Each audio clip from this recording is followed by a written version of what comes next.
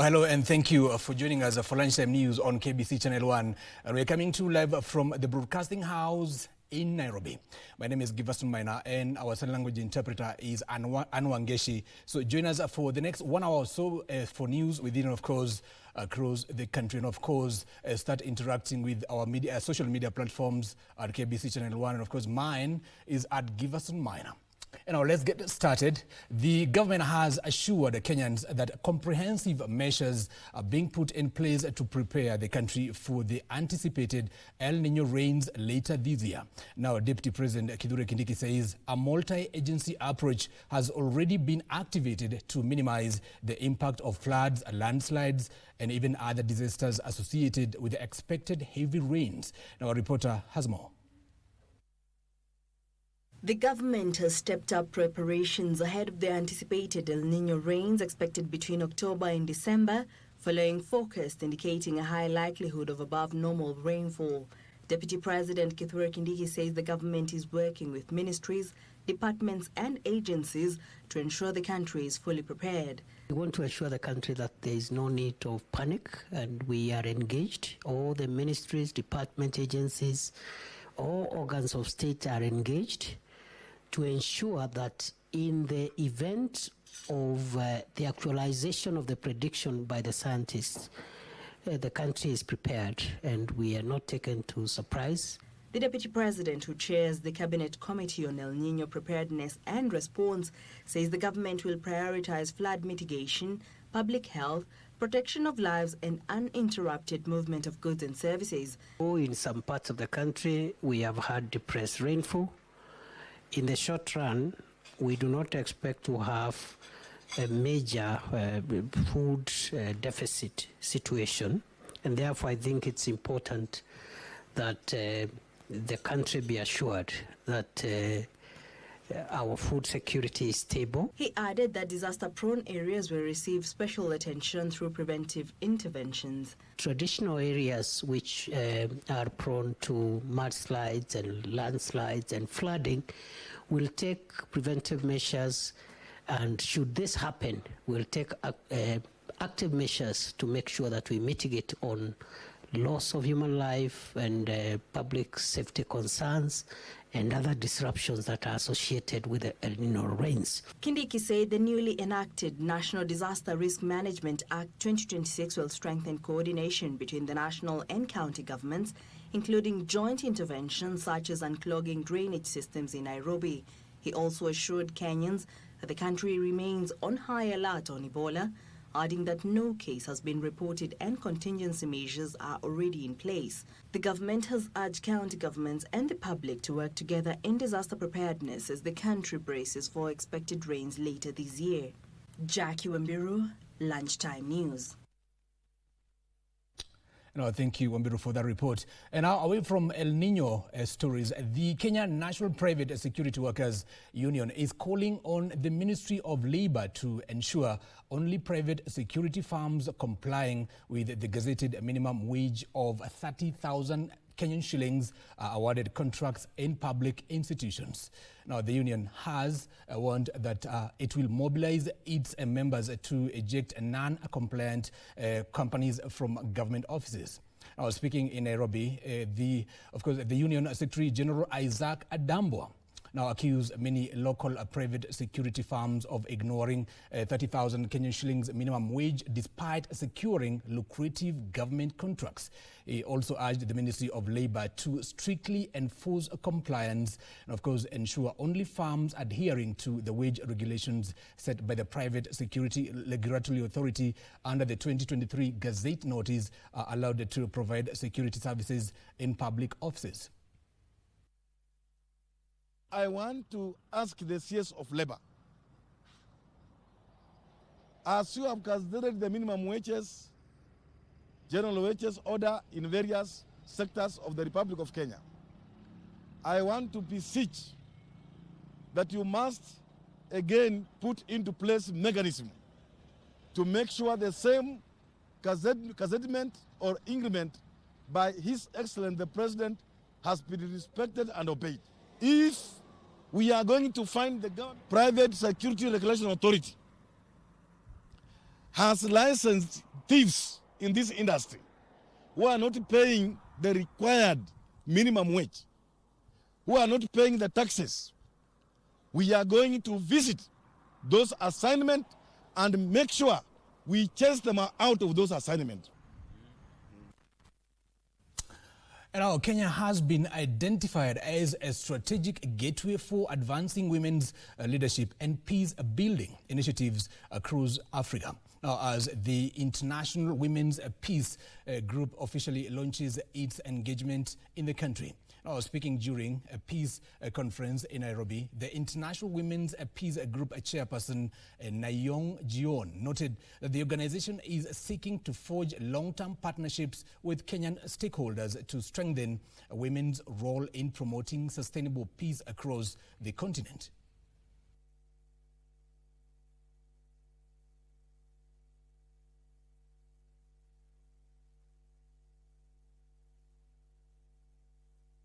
I believe today's conference was a great success because we could truly feel Kenya's strong commitment to peace and hear firsthand about the challenges the country is facing now. It gave IWPG a much clearer understanding of how we can contribute and what role we should play in supporting peace-building efforts in Kenya moving forward. Women are the most vulnerable when it comes to war and conflicts. So we are trying to educate the women so that they may know their rights and also they may have education on peace, because peace begins with an individual. So when they have peace in them and in their families, it is easier now to bring it to the community. In the community, we are looking at peace with action. We are looking at promoting positive ethnicity, accepting that we come from different ethnic communities, but we must coexist. We all have the same right to exist in this country. Now, the leadership of the Maendeleo ya Wanawake organization in Kisumu County is urging members to use existing internal conflict resolution mechanisms to resolve any differences that may arise, now rather than pursuing their grievances in public. Now, the appeal was made during a special delegates meeting convened by the county chair, Karen Olo, amid an escalating internal conflict bordering on, of course, a parcel of land and other issues in Kisumu settings. Now, Karen clarified that the parcel is duly registered in the organization's name, dismissing allegations of fraudulent dealings. Now, the attending delegates resolved, among other things, to dismiss errant officials from their positions and elect new ones to do, or rather to steady the empowerment ship in the Lake County.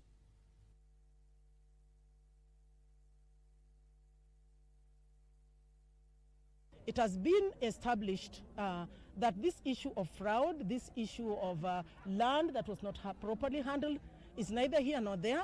We've provided documents, and you can see even the members are provided with the said documents, and I believe it was mischief that was being used for somebody's interest. We've also agreed that issues of the Maendeleo will never ever be, because we have a constitution that guides us, will never be addressed on the streets, because we are an institution that has its mandate.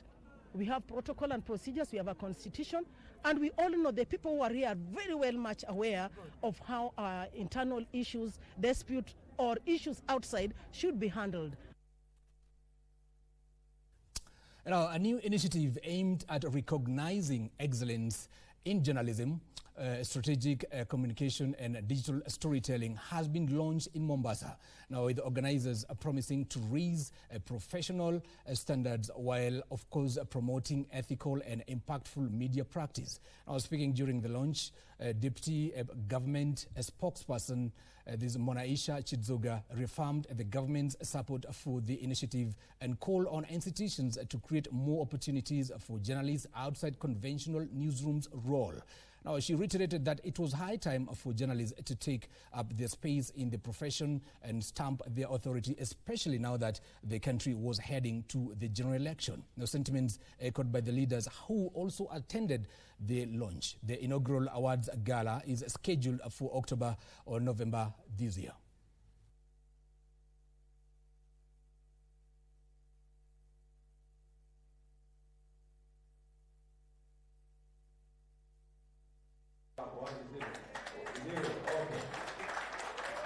Kama naibu msemaji wa serikali, sisi tunaheshimu taaluma ya wanahabari. We will work with you, we will protect you, and that is why we are so concerned when we see that watu wanakiuka ethics, mipangilio, sheria za wanahabari kwa manufaa yao binafsi, wakisingizia kwamba ni sekta ya wanahabari. You shape how we understand it. You hold power to account. You give language to experiences that would otherwise go unnamed. This is not a small job. It's a nation-building work, and through responsible reporting, you can move our country forward. Many of you actually do what you do because it is a calling. It is a sacrifice that you've been able to put out there. Many a times you go out and what you do ends up being way more than the financial gain that you end up getting at the end of the day. So this is a profession that needs to be applauded. And I'm willing to share the little experience that I have with the team so that, we are able to diversify most of these awards to appreciate the community around Mombasa. 2, 1, 1.5, 1.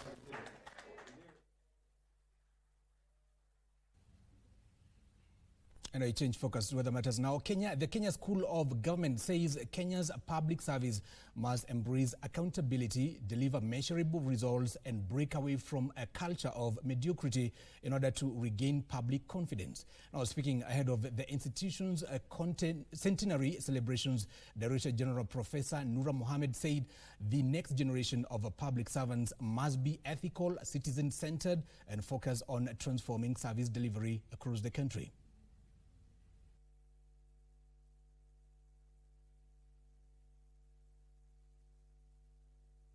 Over the years, Kenya School of Government and the then Kenya Institute of Administration at that time, Jean School in 1926, then 1961 Kenya Institute of Administration, which became in the year 2012 the Kenya School of Government. Over the years, we've contributed, immensely into the transformation of the public service. Recently, as a Kenya School of Government, we came up with a program referred to as intergenerational dialogue in the public service. Intergenerational dialogue has two, objectives. The first objective is to mentor the young leaders who are in the public service so that then they appreciate and, have clarity on how they grow in the public sector. The second is for them to have, a conversation with the older generation so that, we don't have, older generation is all about system, procedures, processes, so you must follow that. And our people with disabilities have called for greater inclusion in Kenya's tourism sector, claiming that they have been sidelined in tourism-related matters despite the enactment of the tourism regulations of 2025. Now, speaking during a one-day workshop held in Kajiado County, participants urged the government and tourism stakeholders to fully enforce the 2025 law that guarantees the access to business and employment opportunities, as well as equal participation in domestic tourism, including visits to national parks and other tourist attractions.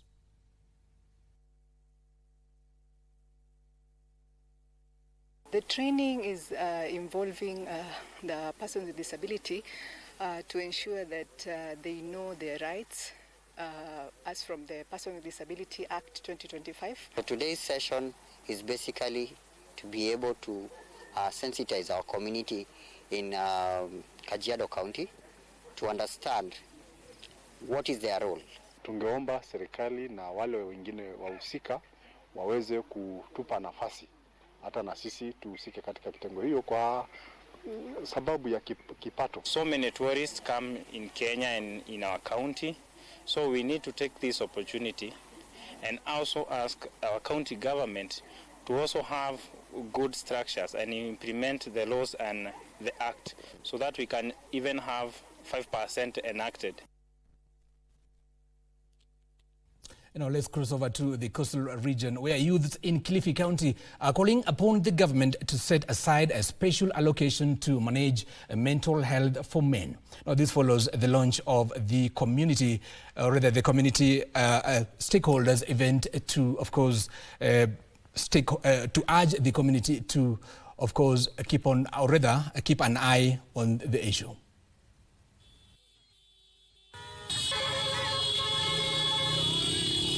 Ningependa kuambia jamii kwa ujumla ya kuwa tukaweze kusupport wanaume, tusiwaone kama viumbe dhaifu wanapoongea. Ni binadamu kama sisi, wana changamoto kama sisi. Na changamoto zetu ni very unique sana. Kutoka kwa mahusiano, uchumi, masomo, mihadarati, mambo ni mengi ambayo yanatusumbua sisi. Familia, mashamba pia, siasa pia tuko na changamoto zetu. Tumeona vijana wetu wakipotea, zile forced disappearance na kutekwa nyara, na hakuna mtu ambaye anazungumzia hilo swala, na masuala mengi yanaathiri wanaume. So ni vizuri tukipata nafasi kama wanaume tuweze kupaza sauti yetu. Now, residents of Rwamburi village in Deya district are calling for urgent intervention to address incidences of suicide. This comes in the wake of reports that 3 men committed suicide in the last 1 month. Now, local leaders are now appealing for increased mental health awareness and access to counseling services to prevent further loss of life. Now, the latest case was that of a construction worker who reportedly died after jumping into a water pool. According to Deputy Chief Gladys Maingi, the increasing number of deaths have left residents concerned and searching for answers. She urged families and the community to identify and support people experiencing emotional distress before situations escalate. Kwingine tunasikia hiyo mambo inaendelea. Kwa hivyo bado ni kijana mdogo wa like 30 years. Alikuwa na mental problem. So tungewaomba men sana kwa sababu hizi cases tumezipata kwa men. At least waweze kujiongea, mtu akiwa na shida anasema, na ili tunaweza kumsaidia. Ombi langu kwa vijana ni waweze tu kuongea, wawache kufikiria mambo yao. Wakishikwa na hiyo depression, wakubali tu kujitokeza na kusema masida yao, ndio tujaribu kuwasaidia. Now, Kenya is intensifying efforts to combat plastic pollution and improve waste management. Now, the initiative is through a consumer-led circular economy program to transform how households, manufacturers, and even waste handlers manage post-consumer waste. Now, spearheaded by the Kenya Extended Producer Responsibility Organization, the initiative brings together manufacturers, waste pickers, county officials, and environmental regulators in Mombasa to promote compliance with the Extended Producer Responsibility. Now, speaking during the engagement, a KEPRO board director, Lady Wangeshi, said KEPRO has convened a sensitization forum for about 40 manufacturers to deepen their understanding of APR regulations governing post-consumer waste. Mombasa County Chief Officer for Environment and Solid Waste Management, Hamid Shehan, said the county government has been licensing waste pickers and community-based organizations to receive training on proper waste collection and handling. Kenya, we have been focusing more on linear waste management. But when you actually now look at circular economy from the manufacturer, the consumers, and the waste pickers, that's the circular economy that we really want to enhance within our stakeholders. What we have noticed is, everyone tries to pass the buck. From household, they pass on to the government, from waste pickers, who also pass on to now government. And what we've done with waste management under the leadership of His Excellency the Governor is to transform waste pickers from an informal sector to a formalized sector. Waste collection imekuwa difficult na segregation imekuwa tabu sana ikifika kule kwenye dumping areas, na inakuwa sasa there's a lot of pollution. And now, still in the coastal region, 00 residents of Kwale County are now claiming that over 200 families are being excluded from land allocation intended for squatters. Now, the residents are demanding the suspension of the land allocation exercise, which is scheduled for next week, until their grievances are addressed. Now, residents allege that despite a court order issued to temporarily halt the process, government officials plan to evict them and allocate their land to outsiders. Here's more.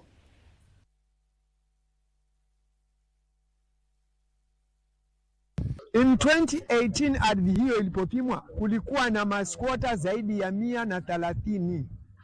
Lakini leo hii maskwota hao wamechukuliwa 8 na wengine wanafurushwa waende kusikojulikana. Watu wameenda kotini na hao pia kushtaki kama maskwata pale wamepata kotoda, lakini vyombo vya serikali havijataka kuwasikiza. Kuomba president hili swala uliingilie, sisi tunaobaki hapa katika hii eneo tubakia hapa, kama ni kesi tuendelee na kesi mpaka itakapomalizika, ndio tujue kila mmoja ni haki yake. Lakini uko na haki yako appeal kwenda uombe kotini, sisi tutaendelea na kazi yetu. Na tutaendelea na kazi yetu kwa hali ya amani. Sisi hatupigani na mtu hapa. Sisi vitengo vyetu vitakuja kuhakikisha surveyor amefanya kazi yake kwa mujibu ya sheria. Now from Kwale, crossover to Trans Nzoia County, where education stakeholders in Trans Nzoia County have called for stronger collaboration between parents and teachers to identify natural learners' talents under the competency-based education curriculum. Now, speaking during an awards ceremony for poetry winners, education stakeholders urge parents and teachers to identify learners' talents from early age. And now, of course, also addressing social challenges and nurturing creativity.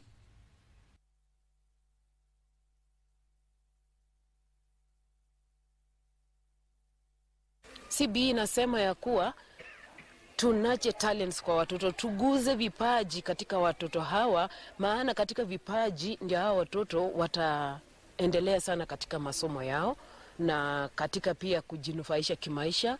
As much as unaangalia performance yao ya darasa, pia inafaa uangalie talents zao. So nikaona ya kwamba mimi naweza simama kwa ile nafasi ya kunacha talents ya hawa watoto, especially kupitia kwa elocutions ama kupitia kwa hizo poems. So nikawasaidia na tumekuwa na some of the challenges kwa ground. Ya kwanza ni kwamba wakati mwingine unapata ya kwamba shule hazikui supported sana na the ministry, like upande wa music unapata shule lazima wa chip in kwa vitu zingine kama chakula, kama uniform.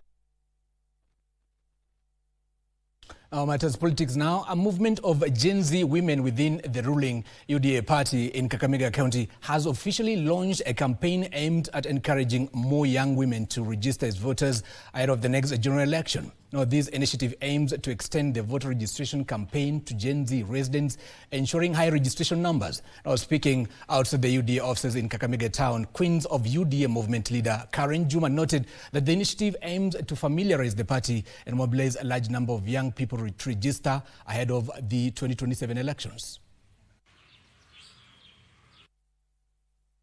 Project kwanza zilikuwa zimekwama kama hospitali.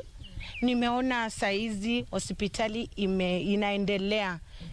Nilienda hospitali nikaona hiyo project imeendelea. Kuna njia ya C41 ilikuwa imegwama. Sasa nimeona contractor wako kwa barabara. Yani Kenya mheshimiwa Ruto aliongea. Naona Kenya aliongea. Inaendelea kufanywa. Kwa kila sub county lazima kuna soko inajengwa. Hii Kakamega, I'm talking about Kakamega. President alipromise masoko na kweli soko zinajengwa. Na vijana tunaona. And now still in Western Kenya, residents of Matungulu East Ward have benefited from free medical services courtesy of Nairobi-based hospital and the local youth leadership. Now, the residents who have been walking for a long distance to seek medical services lauded the initiative, which was facilitated by an aspiring member of the County Assembly, Jonathan Mutinda. The initiative could not come at a better time for these residents of Matungulu East. The residents shared their testimonial saying they had lived with various health complications for a long time before attending the camp. Kuwa na shinda ya mapua na nilianja hiyo kliniki 2010. Nikatipiwa Murang'a ikashindikana, nikakunja Thika ikashindikana.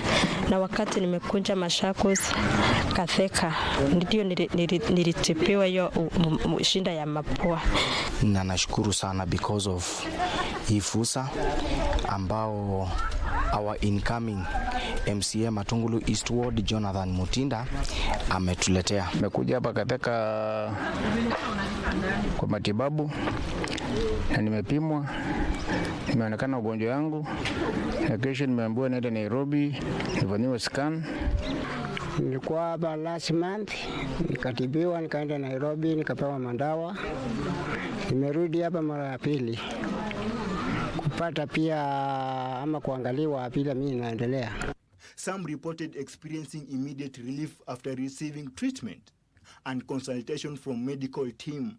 We screened around more than 200 patients, and we found a lot of cataract patients, glaucoma patients, and allergic conjunctivitis patients, and also ENT patients, and we diagnosed them, and we will take them Nairobi for good treatment, surgeries, operations. Speaking during the event, local MCA hopeful Jonathan Mutinda reiterated his commitment to improving the health and well-being of the residents. He further noted that such community health initiative complement government effort to make healthcare most accessible, especially for vulnerable families. Tumekuwa na matibabu ya wagonjwa hapa Katheka na wamejitokeza kwa wingi. Tumekuwa na shida ya watu wa macho, shida ya watu wa kifua na mapua. Na kwa kweli watu ambao tunafanya nao kazi wamekuja wamefanya kazi mzuri na watu wengi wamesaidika. The successful medical camp concluded with call for more regular outreach programs to ensure that quality healthcare reaches every corner of Matungulu East. Danton, Indande, Lunchtime News. Now, thank you, Denton, for that report. Now, artificial intelligence is rapidly reshaping the global education landscape, with the stakeholders urging the government to fully embrace the technology as a driver of innovation and skills development. I was speaking during the EdTech Innovators Summit organized by the U.S. Embassy and Tufunzeni. They said AI has the potential to transform learning, digital literacy, prepare learners for the demands of the job and future job market. Of course, he emphasized the need to ensure the young generation is actively included in the AI ecosystem to help tackle unemployment and, of course, create new opportunities in the digital economy. In a period of transition right now, they're changing the curriculum in the schools and they're incorporating more ed tech, and it's becoming the tech hub of Africa and one of the tech hubs of the world. Important for us to collaborate together and for us to work together to bring technology into the future. Schools will still remain central to learning. It will also require a lot more personal interest and integrity in every learner's approach to their studies. So for us, we saw a gap in the existing digital platforms, and we challenged ourselves to ensure that innovation meets accessibility. That story on artificial intelligence takes us to a very short commercial break. Don't go too far. There's still so much more lined up for you.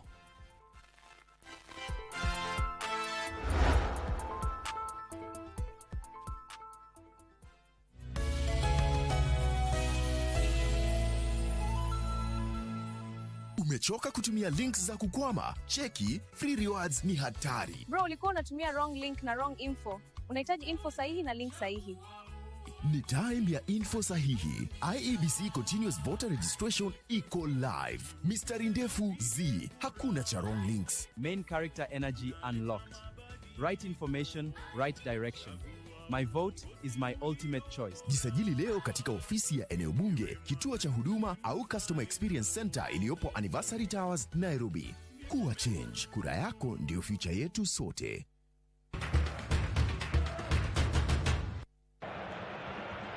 Pedri. Spain looking irresistible right now, but Cucurella has a goal! Wonderful goal! This is their second phase. They win possession back. Pedri, lovely little ball. Out to Cucurella on this left side. Most wide men in that position were just whipping in behind that defence. Not this Spanish team. Puts it in between the lines. Oyazabal. I am Chef Ombachi. Today I'm cooking ugali na Ajab Premium Maize Meal. Boil water, done. Add Ajab Premium Maize Meal. Done. Grab your milk and start the mixture. Done. Enjoy the amazing aroma. Enjoy incredibly soft ugali. Done. Ingia ligi ya kipekee na Ajab Premium Maize Meal.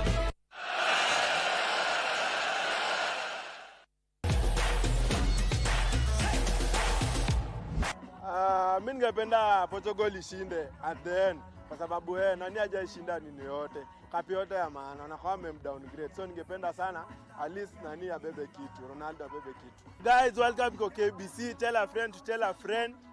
Sikose kuona. Kitu ya kwanza nashukuru KBC Channel 1 kwa kuleta live stream hapa Kibra hapa mtaa. Kama unavyojua World Cup ina connect watu all the world. Watu wanakuja pamoja kuona hii World Cup. Japokuwa timing ndo mbaya ya World Cup, but so far so good. Tumeenjoy na ukiangalia kwamba finali itakuwa kati ya Brazil na France. Ndio timu ya kuona. To the African teams wamejaribu so far. Ivory Coast wametoka wakiona heads up. Timu kama Congo pia wamejaribu. Timu kama Cape Verde, I wish them all the best on their coming match. Naona ni kama watapiga Argentina.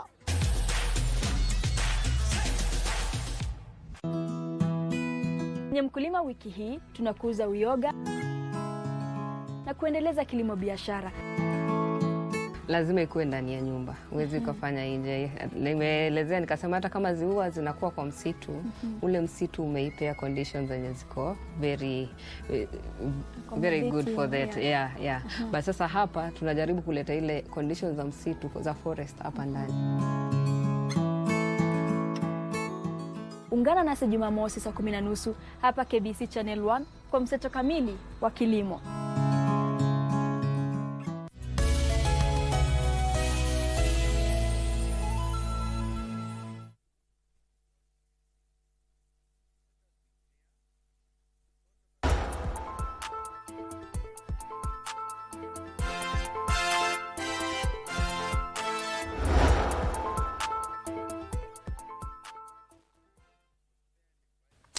Hello, welcome back. You're watching Lunchtime News on KBC Channel 1.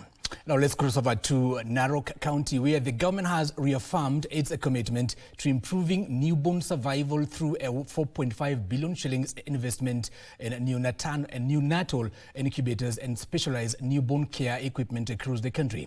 Now, speaking at Narok County Referral Hospital during the official handover of 8 neonatal incubators to the counties of Narok, Kajiado, Bomet, and Kericho under the Okoa Malaika initiative, the spouse of the Prime Cabinet Secretary Taisi Musalia Mudavadi expressed confidence that the government's intervention will significantly reduce infant mortality in the country. Now, Taisi, at the same time, maintained that the program will go a long way in strengthening neonatal healthcare services and ensuring that every newborn has a better chance of survival.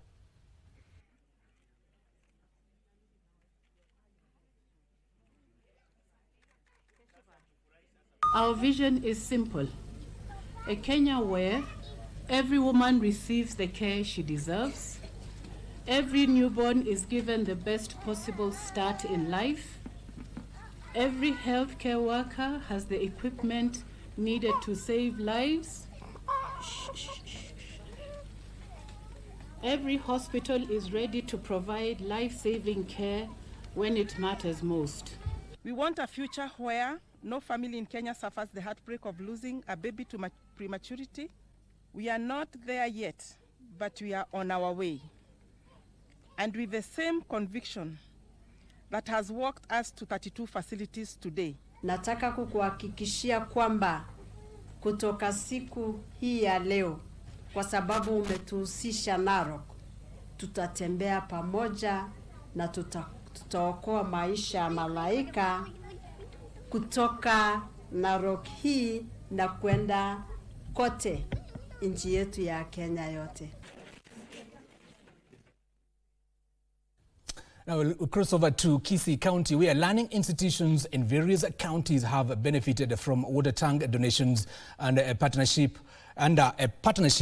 between a group dubbed Alpha Queens and World Creativity. Nyamokenye and Nyansakia comprehensive schools in Babasi constituencies were among the beneficiaries. Now, according to World Civility Representative Dominic Obadiah, the donation of tanks is impacting learners by reducing waterborne diseases and keeping them in school. Now, apart from tanks, the group has also provided reusable sanitary pads to girls-sponsored students and donated computers. World Civility official Michael Manduku thanked the group for the donation, saying the schools were in dire need.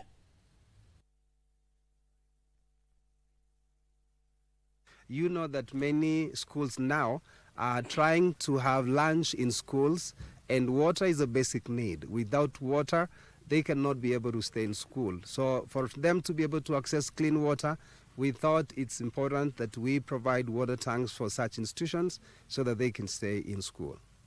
Targeting probably about 9 schools and communities, which we're helping with tanks. We lack this water, we send them to the rivers. And there are a lot of challenges on the way going to the river to bring water. So we are not now going to send them to the rivers to bring that water. Today, they have supported with the 10,000 liter tank, which will help our students to get access water.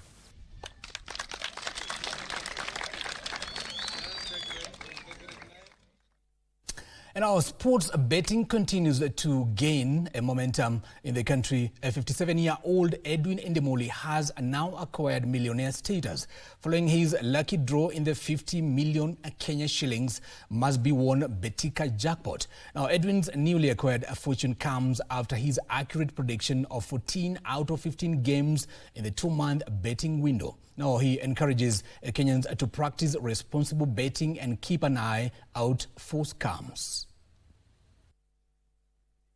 Nimekuwa nikicheza Betika mara moja wikendi, nazaruka na nacheza wikendi nyingine kwa miaka kadhaa saa hizi. So ilikuwa nimewekelea tu ile kujaribu na ndio kwa mshindi. Vile nimesema ni mchezo wa kubahatisha. Kwa hivyo usiweke pesa yako yote kwa betting ukifikiria utapata kitu. Kwa hivyo tumia pesa yako vizuri. Ukibaki na pesa kidogo basi unaweza kushiriki, ni just for fun. Do it for fun, must not be an addiction. Of course we are happy because we created this jackpot to create winners.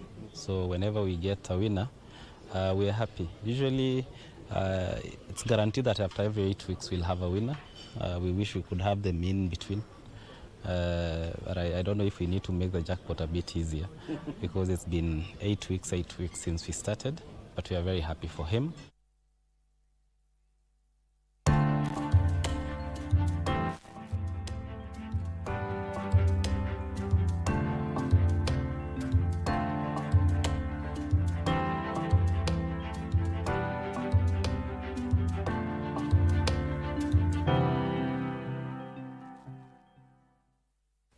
Now let's get to business. Players in the electric mobility space are now calling for policy stability in electric mobility regulations if the sector is to be fully optimized by investors and users. Now, Basigo Head of Communications, Wanjiro Mureithi, says the industry is still young and experiences annual policy changes, making it difficult to stabilize business strategy. Here's more. Kenya officially launched its national electric mobility policy this year, spearheaded by the Ministry of Roads and Transport, in efforts to decarbonize the transport sector, reduce petroleum imports, and establish Kenya as a regional leader in EV manufacturing and clean energy. However, investors say the policy is just one of the incentives needed to run the EV sector. This is still an emerging market and we're still growing, in comparison to our diesel, petrol, just the fuel fleets or the fuel industry. What we would really like to see is more policy stabilization. The policy framework provides targeted fiscal and non-fiscal incentives to manufacturers and assemblers to stimulate a local production, assembly and export of EV parts. So if we would have policy stability for a longer period of time, this industry will be able to organize itself better and to also predict the kind of growth that we can have as an industry. So policy stability is a big one. The National Electric Mobility Policy is projected to accelerate EV adoption through zero-rated value-added tax and reduced excise duty on electric buses, bicycles, motorcycles and lithium-ion batteries. Alan Auko, Lunchtime News. And away from that, Nyandarua Prison has expanded its certified potato seed production program in a bid to enhance food security, support farmers, and of course equip inmates with modern agricultural skills as part of their rehabilitation. Now, Correctional Services Principal Secretary Salome Bieko says the prison plans to double its potato seed acreage from 20 to 40 acres following the successful production of first and second generation certified seed. Here's more. The correctional facility has partnered with Japan International Cooperation Agency and International Potato Center to strengthen potato seed propagation through technical support and skill transfer. Correctional Services Principal Secretary Salome Bieko says the recent gazettement of prison enterprise will allow the institution to commercialize certified seed production, making quality planting materials available to farmers while boosting prison self-sufficiency. Commercialize the way we produce our produce, na tutakuwa tukiuza hizi seeds kwa farmers hapa Nyandarua. Nyandarua County ina umaarufu wa ukuzaji wa viazi. Tutakuwa tukiuza huku, lakini tunanuia kuuza kwa nchi nzima kwa wale farmers ambao wanahitaji hii seed. The initiative will also reduce government spending on food by increasing agricultural production within correctional facilities. We sell from the farm to the prisons and we generate revenue that is able now to reduce the budget that the government allocates the prisons to cater for food and ration. The partnership is focused on building the technical capacity of both prison staffs and inmates, enabling them to produce high-quality certified seeds and empower inmates, many of whom come from farming backgrounds, with value skills for self-employment and commercial farming after their release. We are transferring skills to them. Many of them come from the local community, which grows potatoes. So it's only imperative that they learn how to grow this and produce potatoes, so that when they are released from prison, they can engage themselves in economically beneficial activities and avoid crime.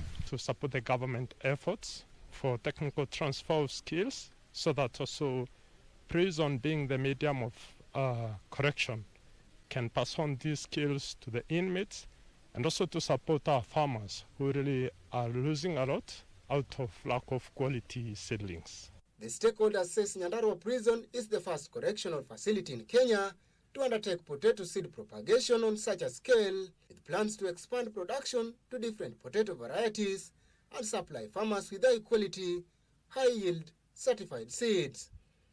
Ekilowino reporting for Lunchtime News.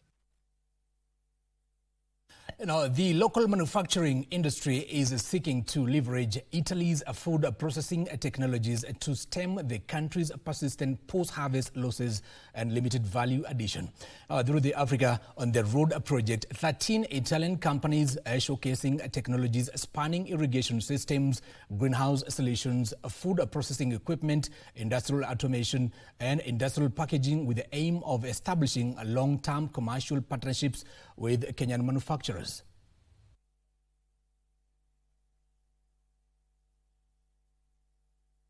And to address post-harvest losses, having the right technology presents you a huge opportunity. We have seen companies that have refrigerators, for example.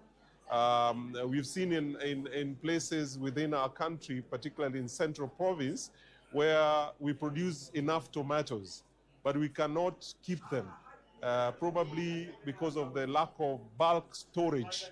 Technology, and it's necessary, I think, to be here creating partnership between Italian producer and Kenyan producer. So not just to offer machinery for the food production, but in order to share contents, best practices, involve not only the industry, but the academia, the students, researchers, to create a great connection. And now we cross over to Migori County now. Improved security and expanded electricity connectivity has catalyzed economic activities in Migori County, where traders say the town has previously suffered an economic downturn due to insecurity, poor infrastructure, and the absence of reliable electricity promoting crime activities. Now, however, the recent investments in power, connectivity, and strengthened security initiatives undertaken jointly by local administrators and residents have transformed the business environment. Watu walikuwa wanapigwa kwa giza hapa. Hata kutoka Nairobi saa 8 ukisuka hapa unafuata unapigwa kwa giza hapa. Na wakati wa saa hii nini ndio tunataka iongezwe, hii taa naenda paka estate hapa chini. Hii taa imeweka maendeleo sana, hata tunauza mpaka saa 6, watu wanatoka mpaka saa 7 wakienda nyumbani. Hakuna mtu anazuiwa barabarani, hakuna mtu analalamika alinyang'anywa. Tuko na police post pia hapa. Mambo ya security sasa hii iko sawa, na pia wageni pia wanaingia hapa. Wageni wa kupiga biashara hapa, tuko na maduka ya waoria wako hapa, maduka 8 hapa sasa hii.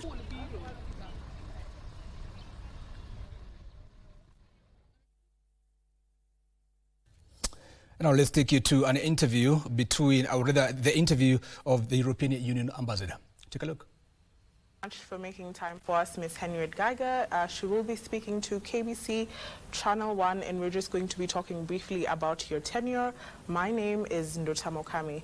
And Ambassador, 50 years of EU and Kenya relations. Just briefly talk to me about that, and how has that been shaping you as the ambassador for the past 5 years? So, 45 years before, we're very much focused on the post-independence Kenya, building up, helping in the build-up of the new nation, the new structures. So it was very much focused on development, cooperation, and assistance. And so in the past 45 years, we added all these embassies. This one was the first. So Germany was the first country to come here. They have CD1. And then all the other embassies came. Now we have 19 and soon 20. So in the past, everybody basically developed their own thing. And we now work very much as a team called Team Europe. And we are aligning our strategies. We work together on cooperation, on political points. So I think in that journey over the past 50 years, we have very much broadened and deepened our cooperation with Kenya. And when I came in, we had already established what we call the EU-Kenya Strategic Dialogue. So we have already elevated our relations to a more strategic level. Speaking from the Africa Climate Summit, of course, you mentioned that Kenya is one of the biggest beneficiaries of some of the relations that we've had with the EU. Yeah. Now, Kenya is also a leader in renewable energy. And just speaking about the energy sector and the manufacturing sector, are we likely to see partnerships continuing on that front? And to what end do we see the relations continuing? The EU has developed also in the past 5 years a new instrument called Global Gateway, EU Global Gateway. And the idea here is to help our partners to develop infrastructure in a sustainable way. And sustainable and renewable energy is a core focus for us.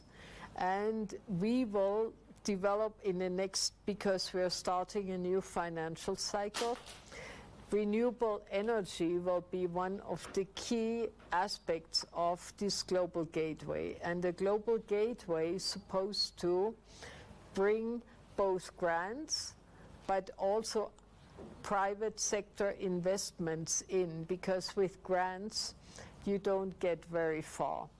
If you look at a road or digital infrastructure or a wind farm, you need private capital to basically get to a level where you have impactful investment. On the trade front, the EU and Kenya have been great partners over the years, and of course we have seen the EU regulations increasing in enforcement, and one of the challenges that manufacturers and small businesses have raised is phytosanitary standards. The EU is quite strict about that.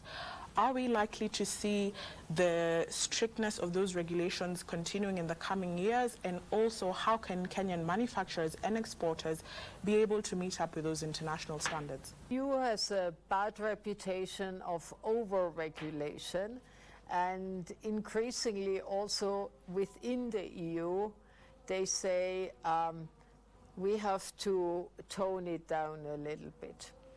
So we shouldn't over-regulate, but what is very important is that we have minimum standards for the consumer. We are all consuming at a daily rate pesticides, toxins, plastics. So there has to be somebody who looks after that and makes sure that we can guarantee a minimum level of safety of what you eat, what you're handling. So I do think we have red tape in the EU, but I think there will always be testing for minimum standards of pesticides, etc., for vegetables or for pests that we don't want in the EU. We don't want them to be imported from other places. But at the moment, we're working with the Kenyan Manufacturers Association, all the exporters, the ministry, on how Kenya can meet the standards. I hear you, Ambassador. And just as we see that now the EU EPA has come into force now, and of course we've seen the war between Israel and Iran happening, and with the Strait of Hormuz being closed, of course that has affected a lot of shipping routes for many countries, and Kenya has been among them that has been, affected. Are we seeing any policy changes, or are we seeing the EU coming in to try and help sort that out, especially for the exports? The international trade has been badly affected, and everybody hopes that the situation will return back to normal. And when the president was in Brussels, we also discussed that everybody should try to pitch in to see how this can be resolved, because it punishes everybody. But as usual, the ones who can least afford it, they are the ones who bear the greatest consequences and who suffer the most. So the idea is to cushion that and try to make it possible that the prices remain as stable as possible, and that also the exports from Kenya out are least affected. So at the moment we are still having to use mostly alternative routes, which double the journey, and of course this has costs, but mostly the costs are then transmitted for your export to the European consumer. Just as we wrap up, Ambassador, I know you're passionate about climate change, and I have interacted with you before on, just climate funding opportunities. Kenya is big on climate change, right? And we do know that, there are projects that the EU has been funding, but now we have seen the US pull out of major climate change agreements. Are we likely to see the European Union coming in to fill in that gap, so that developing countries and maybe small island developing states, and Kenya being one of them, being a beneficiary of what the EU is planning to do with that gap? There are two levels here. One is the political and policy level, where the EU has really stepped up, and Kenya has stepped up together with others to close the gap for advocacy to fight climate. But I'm talking to many people, and we all agree that the wars that are happening now have the worst impact on climate whatsoever, because first, the resources that should be there for climate go into defense spending, and second, the attention is turned away from the global challenge of climate. And third, wars have the worst impact on the climate. So this is a triple challenge. And at the policy level, we just had a big Our Ocean conference in Mombasa, where we tried to build a coalition for ocean protection, where also we have a special collaboration with Kenya. And right now, this week, we have a plastics head of delegation meeting. We try to have a global plastic agreement to ban as much as possible plastic from public life without punishing the poorest of the poor who do need, who at the moment have to rely heavily on cheap plastic goods. Thank you so much, Ambassador Henriette Geiger. She has been speaking to KBC Channel 1 on the EU relations that we've been having with her. My name is Nduta Mokami.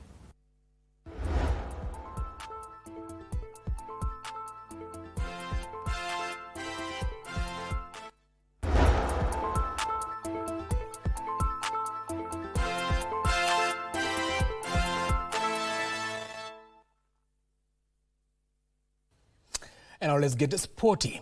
Now, Football Kenya Federation Coast branch officials have declared that Mombasa United's promotion to the Kenyan Premier League is final and non-negotiable, dismissing any possibility of a promotion play-off as the club celebrated its historic achievement alongside Marine Queens at a gala ceremony in Mombasa. Organized by the FKF Mombasa branch, brought together football stakeholders, club officials and government leaders to honor the two coast clubs following successful promotion campaigns in the recently concluded season. Mombasa United secured a third place finish in the National Super League to earn a promotion to the 2026-2027 KPL season, while Marine Queens sealed promotion to the Women's National Super League after an impressive campaign. Now speaking during the celebrations at the Serrani grounds in Mvita sub-county of Mombasa County, FKF Mombasa branch chairperson Alamin Mohamed Abdallah insisted that the promotion regulations were agreed upon before the season kicked off and must be respected.